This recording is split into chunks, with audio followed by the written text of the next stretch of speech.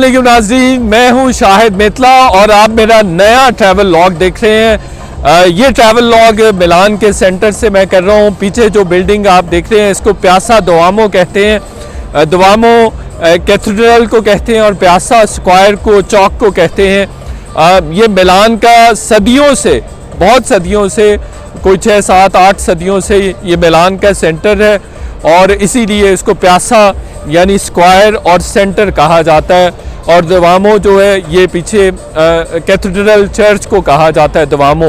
तो इसको white palace भी कहा जाता है जो 13वीं सदी में बनना शुरू हुआ और 19वीं सदी के जो हाफ सेंचुरी थी, लेटर सेंचुरी थी, सेकेंड हाफ सेंचुरी थी, उसमें ये कंप्लीट हुआ था। और इसको मैं अगर बारीक बीनी से आपको दिखाना चाहूँ तो ये वाइट कलर की, एक वाइट और थोड़ी सी क्रीम का भी टच आता है, उस कलर की एक बिल्डिंग है।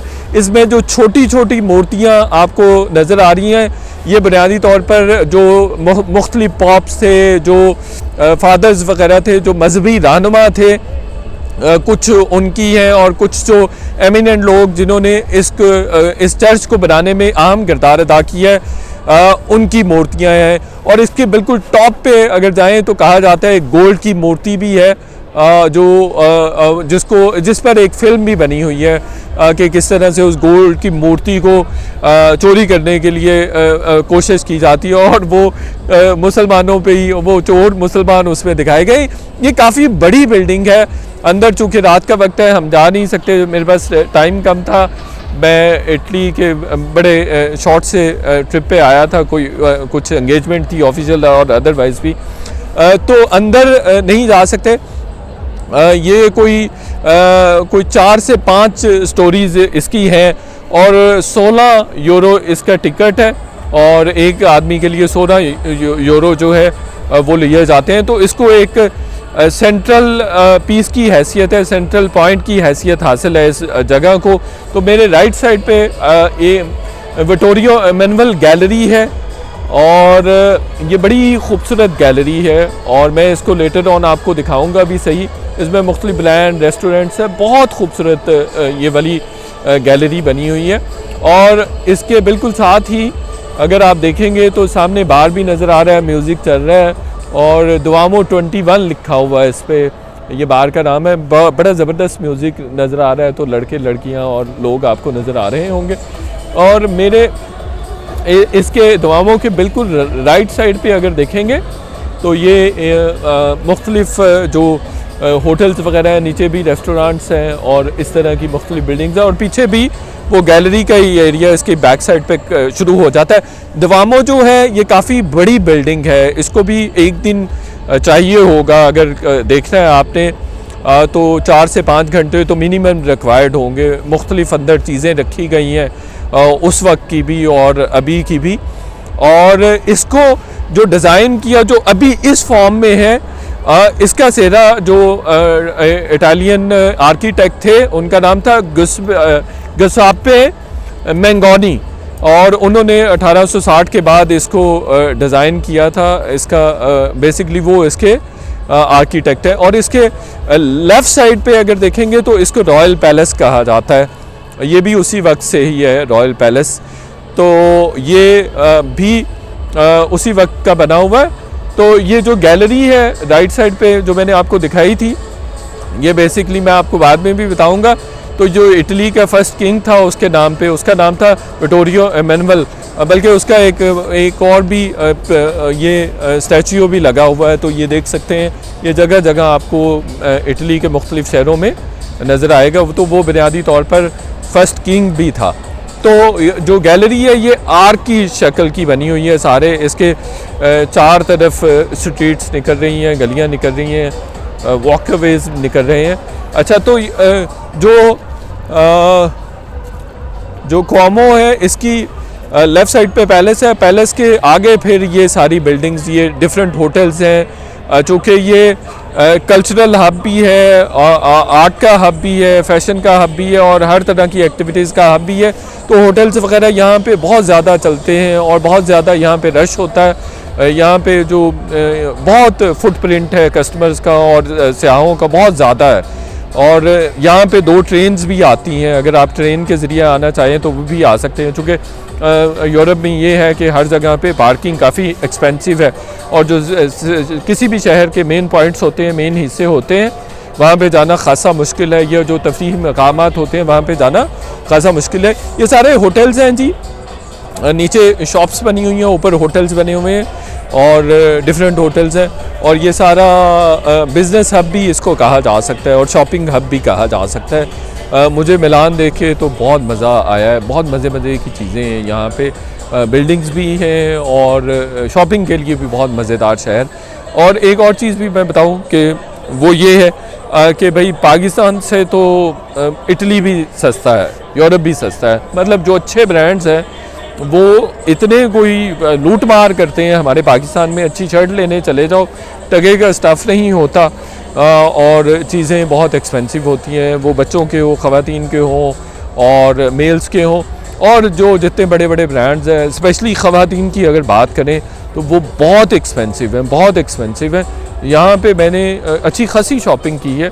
यहाँ पे मैं दोपहर को एक जगह है आउटलेट, फ्रेंच कोर्ता कहा जाता है उसको, वहाँ पर गया हुआ था। तो ब्रेशिया एक शहर है करीबी मिलान के, वहाँ पे बरगैमो से थोड़ा सा आगे, वहाँ पे गया हुआ था। तो वहाँ पे सारे ब्रांड्स हैं, बड़े बड़े ब्रांड्स हैं, तो बहुत चीप चीज़ें मुझे मिली। मैं बहुत चीप नहीं, और बहुत अच्छे रेट्स पे मुझे चीज़ें मिली। तो आप भी जब भी आएँ इटली तो वहाँ ज़रूर जाएँ।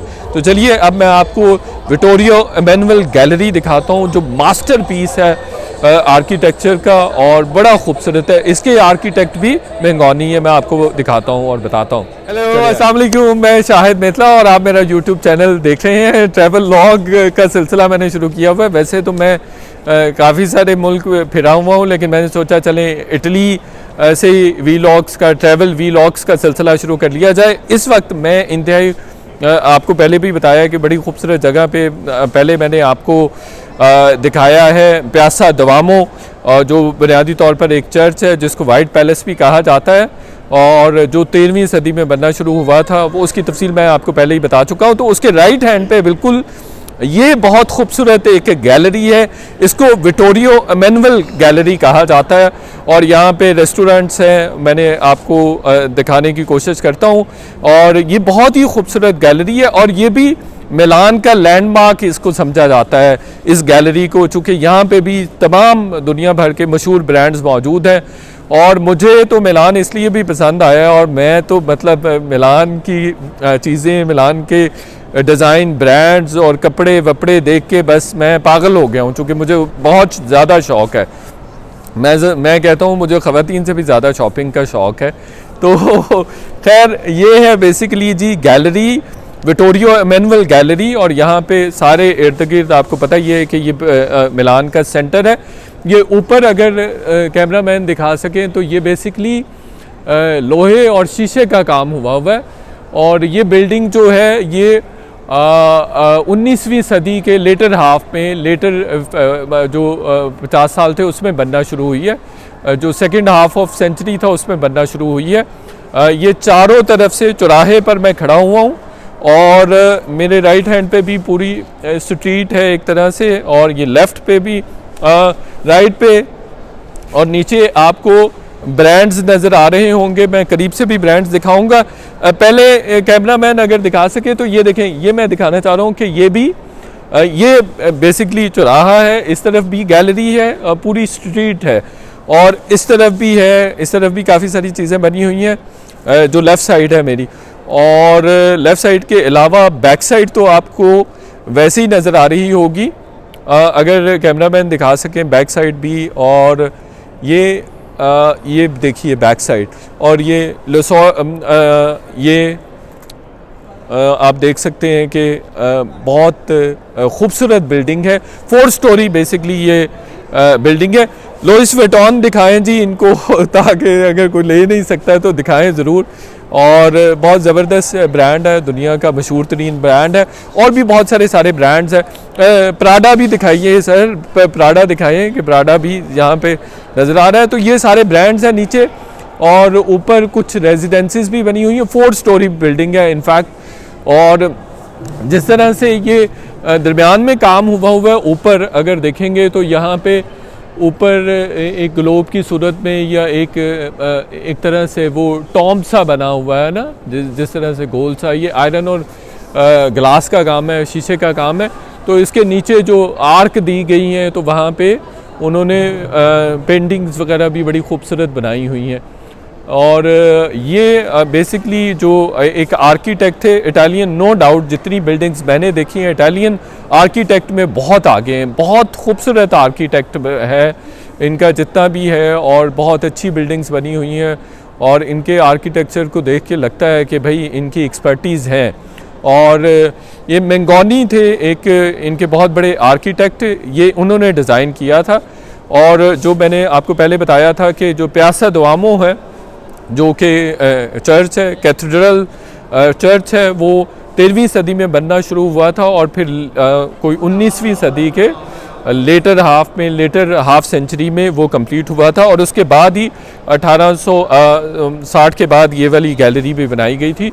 तो यहाँ पे तमाम जो फैशन के बड़े बड़े नाम हैं पूरी दुनिया के, और वो सारे लोग यहाँ पर आते हैं। और इसका फ्लोर देखें, फ्लोर भी बहुत ज़बरदस्त है, उस पर भी आपको नज़र आएगा कि बहुत ज़्यादा मेहनत हुई है, बहुत कलरफुल है, बहुत ही खूबसूरत है। जैसे फॉर एग्ज़ाम्पल अगर हम ये देखें तो ये देखिए कि किस तरह से बहुत ज़बरदस्त इन्होंने काम किया हुआ है, ज़मीन पर भी इंतहाई खूबसूरत है। जैसे ये पिक्चर भी बनी हुई है, और SPQR, अब ये मुझे वैसे पता नहीं है जानवर भी कौन सा है, वो मुझे डॉग लग रहा है, हो सकता है कोई और।